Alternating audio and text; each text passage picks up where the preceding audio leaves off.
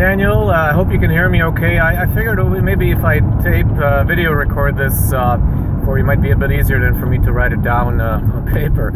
So you asked me about what are the 5 pain points with people. So let me kind of start at the beginning. When I started doing this online, in life insurance sales online back in 2007 or 8, it was I started with a pretty basic website, which I gradually, sort of morphed into the one that you see now, lifeshop.ca, and I'm trying to make it look sort of corporate, because I found that if people thought it was just a one-man operation, like, hey, this is Ned's brokerage here, that I wouldn't be attracting as many customers. So I think that this way it works a little bit better, but I have the biggest challenge is taking the people from this corporate view of here's all these companies that are available. As you see, there is a list of all companies that we deal with, and then bring them to a point where they see me as the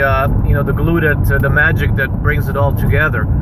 Because obviously that information on its own is really useless to them unless they know what to do with it.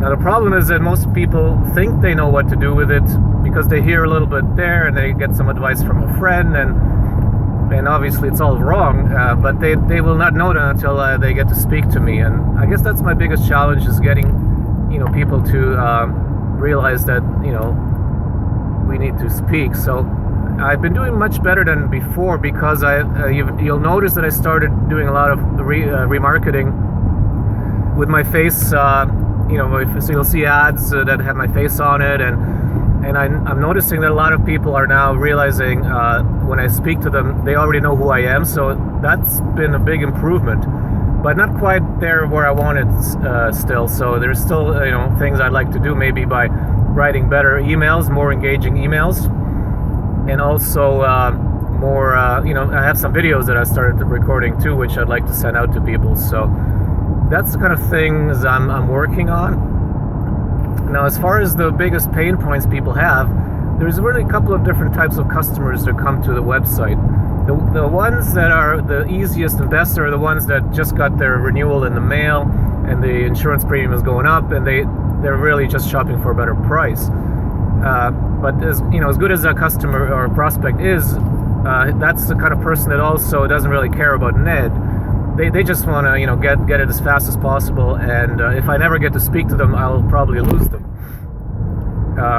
So that's one customer. The other customer will be the person that doesn't know anything about life insurance, but just somebody died in their family, or they had some kind of something happen, and they realize, I should be looking into this, but they have a whole lot of research still to do before they ever get to the point of buying a policy.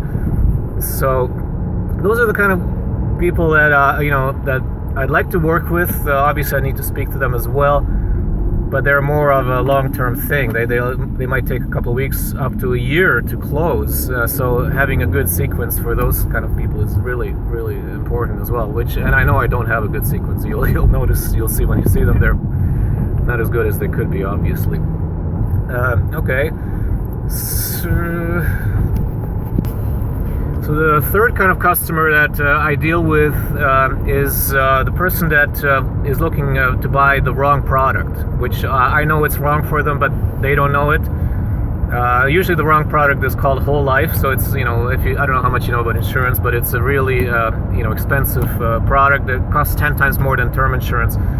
And maybe it's right for, a fraction of people, but for the majority, it's the wrong thing. But a lot of people automatically check that off on the calculator. That's what they want. So I usually would send them an email, I call it a whole life rescue email. It basically explains a little bit about why whole life is the wrong product and they should consider term insurance. But I have to get them from there to either read some of the articles I've written about that topic, or maybe watch some videos, or obviously talk to me. So without that, I will never get those customers, and I know I'm missing some of those, so that's kind of the pain point there.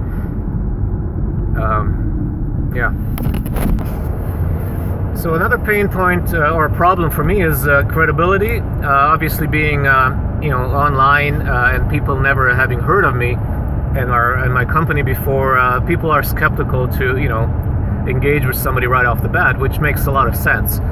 So for me to have a chance to warm them up over next couple of days after they've been on the website is important, and I'm already noticing with all the stuff I told you that I'm doing, I'm getting a little bit more traction now than I used to, but I'd like to keep improving that as well. And you are right, what you said in that chat we did the other day about the results page. When you get all those companies, I really am struggling with that space above the results and what to put there.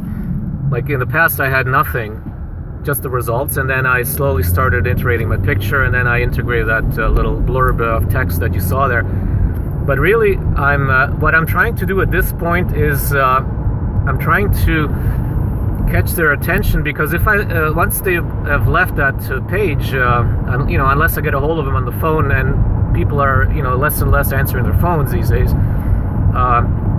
I'm trying to think of something that I can offer them at that point to engage with me. So that chat engagement actually has been working pretty good. I get about maybe 20% of people reply to me when I ask them that one question. It's an automated chat thing where it asks them, hey, which company do you like best, or something like that. So that's been pretty good, but not great so far. So I was thinking, maybe what about if I had a pop-up that says, hey, if you wanted to let us talk to you in person and quote you in person, I'd like to send you this free watch as a gift. And just display a little pop-up with a nice picture of a nice watch, which I would buy at AliExpress or something for like a couple of bucks, but it has a high perceived value. So I'm not sure if that's a little bit too much or if it would work. I mean, obviously I can test it, but I'm curious to see what you think about that as well. Another idea I had was trying to give them two choices on the main landing page. Right now it's only one choice, get a quote, right? And what about if I had two choices? One, yeah, sure, I know everything about insurance, just give me a quote. And then choice number two, and go into that watch thing. Here, we'll give you this watch for actually letting you talk to us and giving you advice in person rather than just online, and just to see how many people would choose one over the other, just as a test. So let me know what you think about that. And then finally, one other challenge is moving people from being just a simple one-time sale, a term customer sale, to hopefully getting more business from them, because we do other products besides life insurance. We do also disability, critical illness, health insurance, and investments, planning, and RSPs. And I find that most people have a problem with making that transition. They see me as the life insurance guy that got them the good rate. They're really happy with that, but I haven't been able to get any traction or as much traction as I would like to get a little bit more products sold. Now these are all long distance customers. I never meet them, so it's quite a. I'm one of the few people in Canada that does this online, non face to face. Most of my buddies, they have no clue what's going on about in that market, so I'm way ahead of them. But anyway, so I'm running out of time here on the video, so I'm gonna quit. I hope this is okay for you. Give me a call or email me if you have any questions. Thanks so much. Bye.